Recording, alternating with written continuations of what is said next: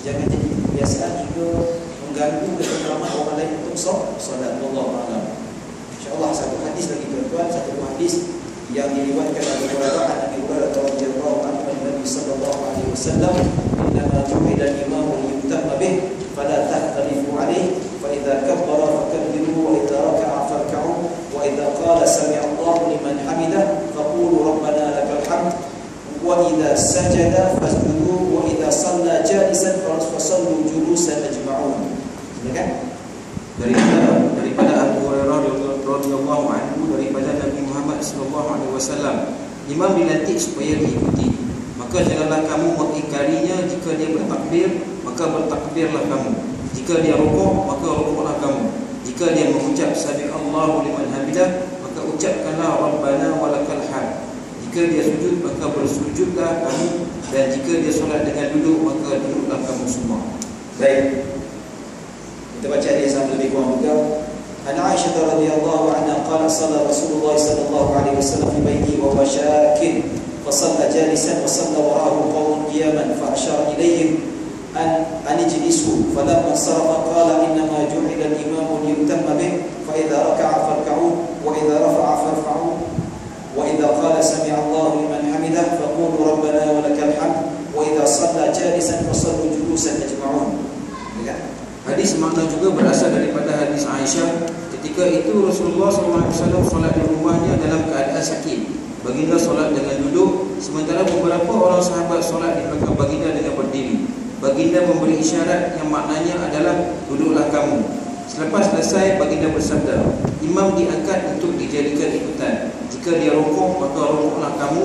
Jika dia berdiri, maka berdirilah kamu. Jika dia mengucap sami Allahu liman hamidah, ucapkanlah rabbana walakal hamd. Jika dia solat dengan duduk, maka solatlah kamu semua dengan duduk. Baik, hadis ini mempunyai pembahasan yang panjang, cuma saya ringkaskan sedikit tuan-tuan.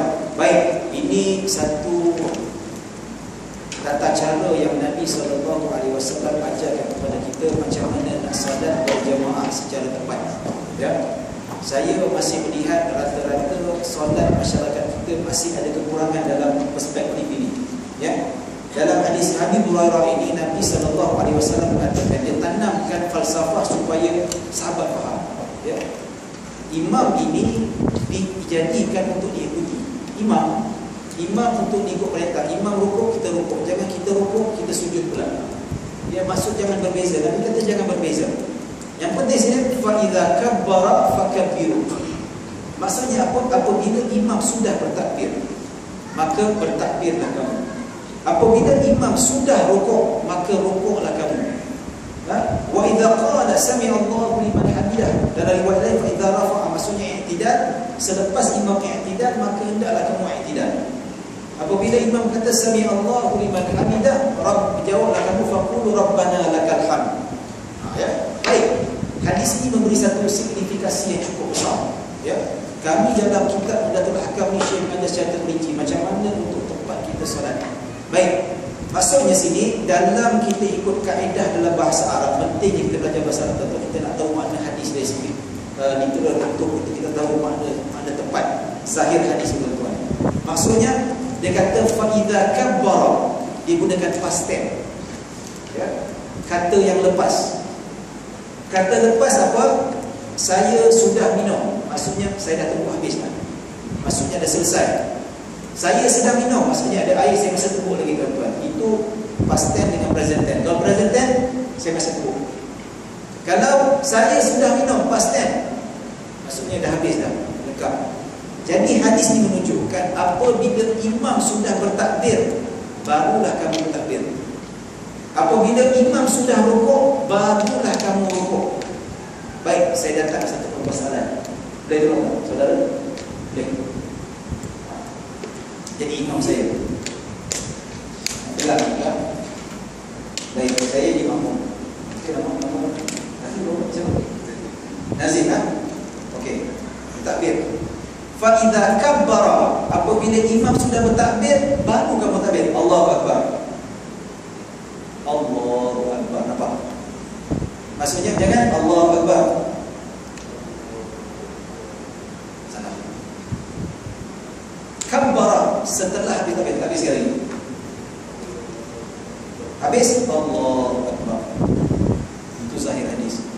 Fa idza raka'a setelah imam habis telah rakaat baru kamu rakaat rukuk.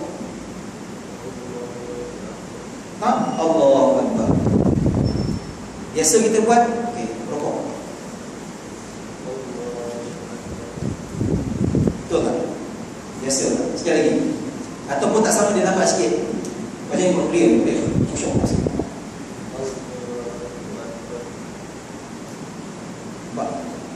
Itu biasa nombor-nombor. Salah. Tepat ikut pada hadis seperti mana diriwayatkan daripada ulama sanad ke sanad.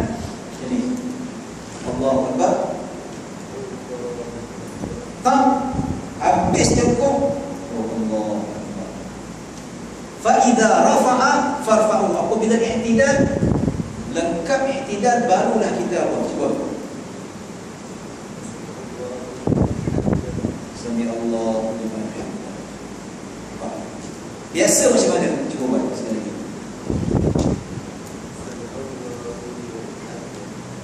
Normal tak macam tu? Biasa tak?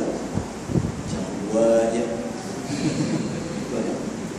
So, selama kita buat tak tepat, bukan salah, kurang tepat. Fa idza sajada, apabila imam sudah sujud, okey sujud.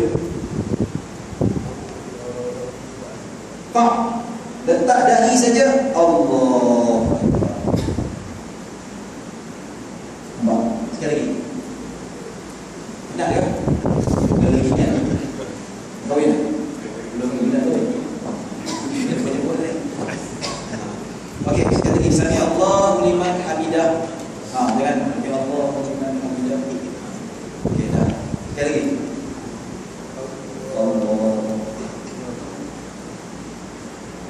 Ini biasa kita buat tak? Betul tak? Betul ke tidak? Siapa buat angkat tangan? Jujur. Salah betul? Ikut zahir hadis salah. Sebetul? Sekali lagi. Allahu Akbar. Bawa ustaz. Nampak? Apabila dia duduk, saya sekali lagi, dia duduk.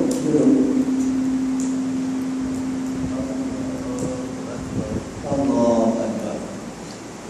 Nampak tak? Sekali lagi, yang biasa kita buat.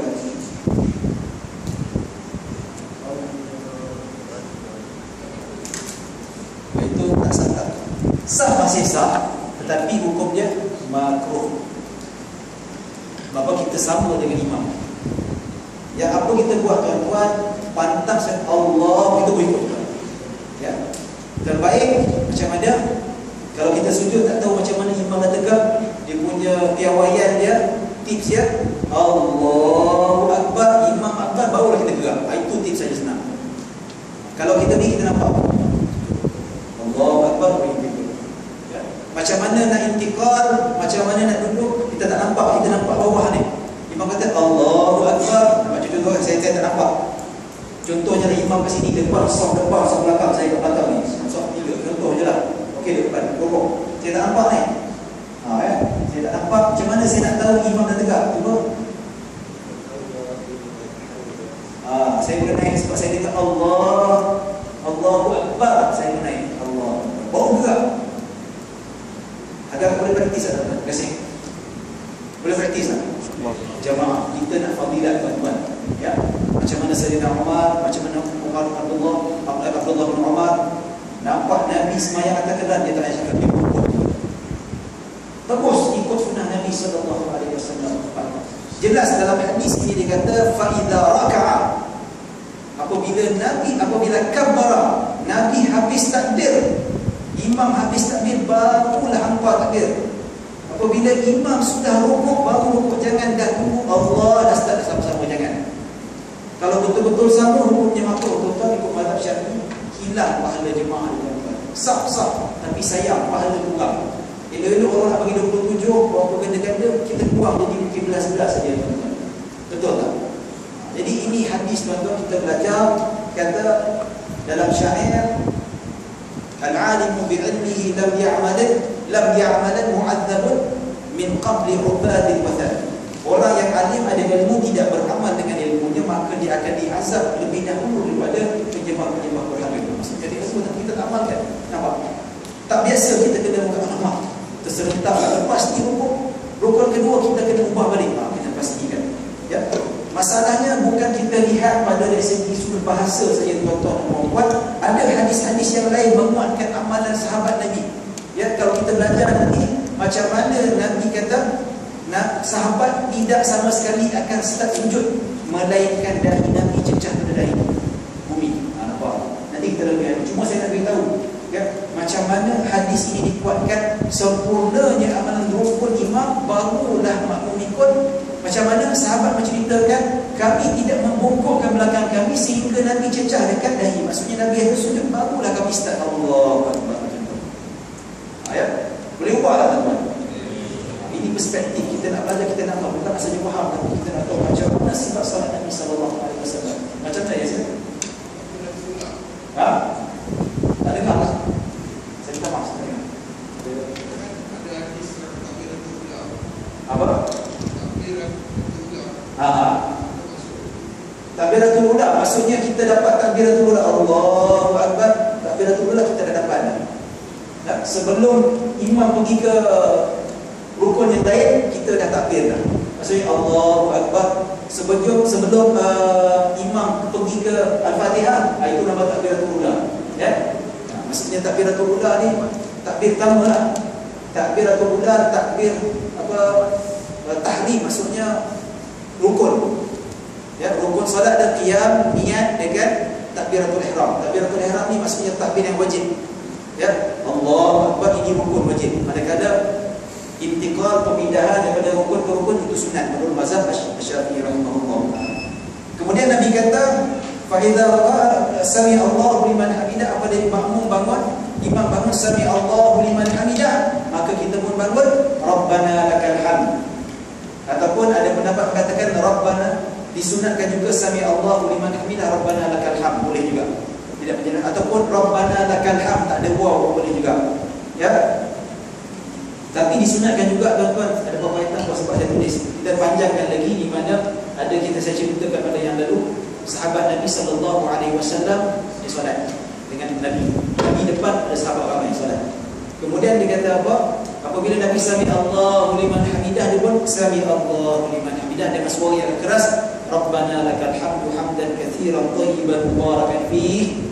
Kemudian Nabi teruskan. Habis saja solat Nabi tanya, siapa yang tambah tadi tu? Siapa yang cakap sami Allahu liman hamidah, Rabbana lakal hamdu hamdan katsiran thayyiban mubarakan fihi? Siapa takut? Nabi nak balas aku juga. Ya. Nabi kata sesungguhnya aku melihat beribu-ribu malaikat turun dari langit berebut-rebut nak mencatat pahala yang begitu tinggi. Ya. Kalau saya buku saya lepas, saya sempat punya nanti. Ya. Sami Allah hafal tuan-tuan, kita gunakan sebaik mungkin untuk kita amalkan, kita dapat ganjaran daripada Allah Subhanahu wa taala. Baik, dan Nabi kata fa idza sajada fajru, bila Nabi dah sujud barulah kamu sujud.